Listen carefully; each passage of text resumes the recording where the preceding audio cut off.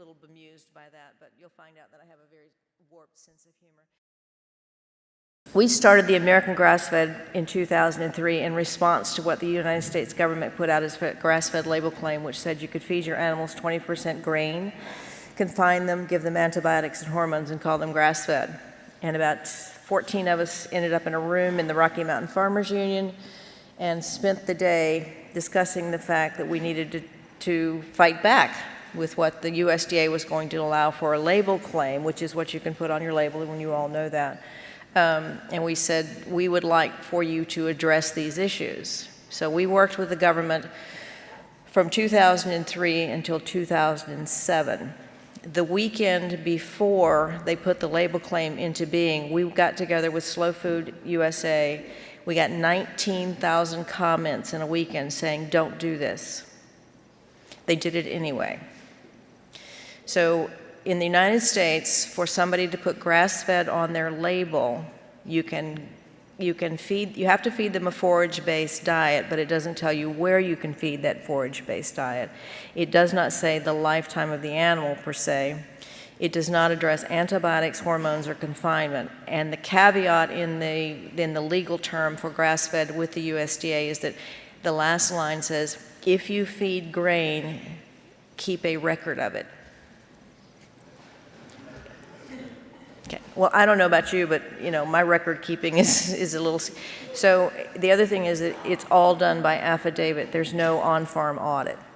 So the USDA said to us in 2007, after working with them for 5 years, and Dr. Patricia Wisnett, who's the president of the American Grass-Fed Association, and another woman, by the way, there seems to be a theme going here, is that she said, well, can we do our own third-party certified grass-fed program? And they said, well, yes, but you have to meet or exceed our standards. And we went, no problem, we'll start smoking again, okay. Not knowing what we were up against. In 2007, we started the first third-party certified grass-fed program in the world. And since that time, we have developed into what now is PFLA. They contacted us and they said, can we see your standards? We said, absolutely, we're totally transparent. Our standards would not work with your government schemes. And so we're very honored to be part of an organization that is going to be a community of grass-fed production in the United States. We did not want to go global. We don't want to recreate a problem.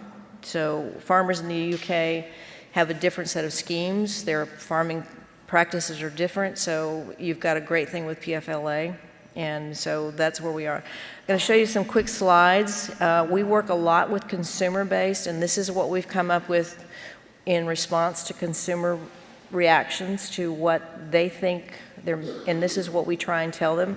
We never try and say it's us versus them, but we'll just show you what them is.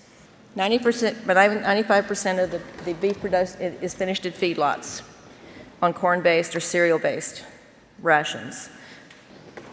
This is how they're finished in the United States. From the time that they're, 6 months, 7 months, Andrea, that they go to feedlots, until they're finished at 14 months. And this is where they live. This is how they live.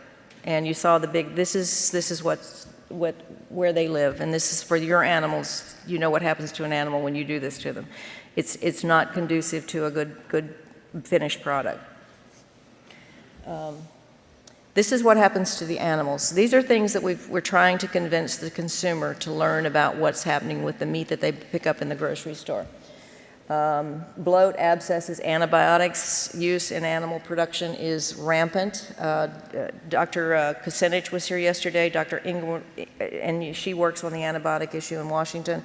The antibiotic use in the United States, 75% of the antibiotic use in the United States goes to animal production. And they're just feeding them constantly antibiotics. Hormones, growth hormones, we talked a little bit about ractopamine yesterday. It's usually in pork, but it's being used in beef as well. And if you'll just Google ractopamine, you'll see what they're giving animals to make them grow. Lameness, laminitis in animals in feedlots, it's really kind of hard. They don't have any natural behavior to express because they're being fed in the morning and not at night, so that they're a little schizophrenic, because usually ruminants eat at night so that their pheromones that they're giving off keep predators away. So all of a sudden they're like, I've got no defense. and they have no shade and no shelter. They are addressing some of these things, and I'm not going to bash feedlots too much because they're trying to address them with keeping water to keep the dust down, and they're trying to build shades, and they're trying to do those things. But again, there is no pasture for those animals. This is what confinement feeding operations does to the environment. Waste management, when all of that stuff, all that manure and all of that dust and everything else, it has to go somewhere. So they have to take all of the stuff, rather than letting the animals spread that naturally on your pastures, it has to be contained and then it has to go somewhere. So they're spreading that waste somewhere, which is not good because it's full of antibiotics and hormones. It's very dependent on fossil fuel because everything has to be trucked in and trucked out. Okay. This is a lovely picture. This is where the consumer, when they go into a grocery store, doesn't know that animal's pumped full of antibiotics, hormones, and it also has acid-resistant E. coli. Okay. Factory farms versus family farms, and this is one thing that we kind of impress upon the consumer. Factory farms, it's always about cost. It's always about cost. It's always the lowest cost, and the biggest profit. Economy of scale, small family farmers can't compete, and that's something that Andrea alluded to with processing, because a lot of times with processing, when you're trying to take your animals in and try and compete with the big guys who are processing 3,000 animals a day, they have a market for all of the offal and the skins and the hides and the bones and everything else. You don't have that market. So family farms are back to the basics, the way it was when I was a kid, and when Andrea talked about the 80s, and I'm thinking, I was working in the 80s. She's still, so there's a 20-year disconnect there. It's high quality, it's healthier, it's safer. The meshing of the philosophies of sustainable agriculture, humane care, product pride, and relationship marketing. Knowing your consumer, knowing your farmer. This is pasture. This is from the president's own of AGA, her own pastures.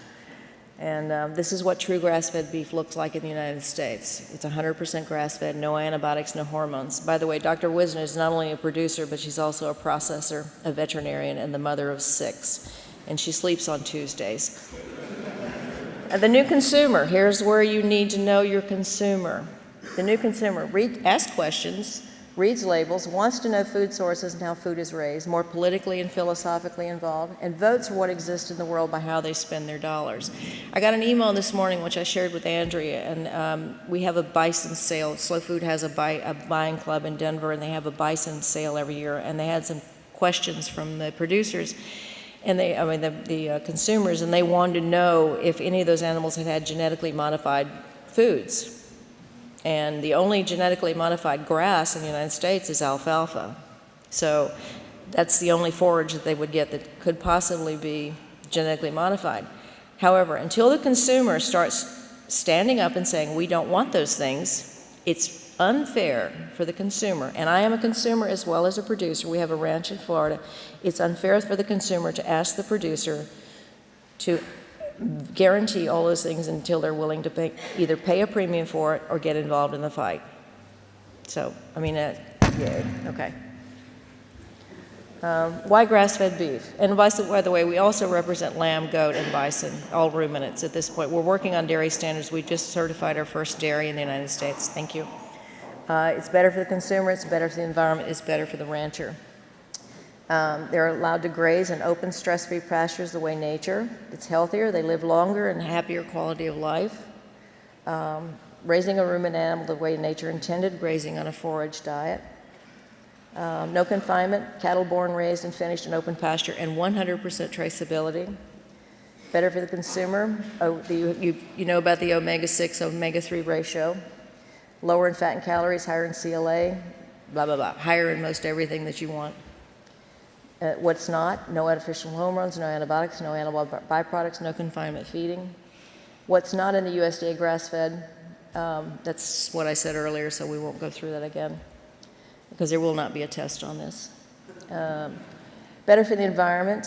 It decreases pathogens and parasites, reduces topsoil erosion by 93%. And I think that's very important. It encourages plant species diversity. A product system based on solar energy, not fossil fuel.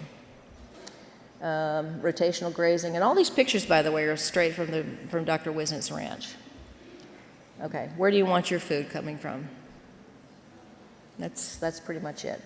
Sustainable agriculture, systems that are capable of maintaining their productivity and their usefulness to society indefinitely. Such systems must be resource conserving, socially restorative, and commercially competitive and environmentally sound. Okay, just to give a plug, Slow Food USA and Slow Food International have committed to talking about what's called slow meat. We're having the second Slow Meat Conference in Denver the first weekend in June. It's going to be an international dialogue about how food is raised in this country. Slow Food is the largest consumer-based organization that is taking this on, and I urge you all to be involved with Slow Food or to come to this or at least find out about it. It's very important. We've got Slow Food here, and that's the hyperlink to it, but you can Google it and it'll come up. Slow Food USA will have it on, and we'll have it on our website, and I'm sure PFLA will too.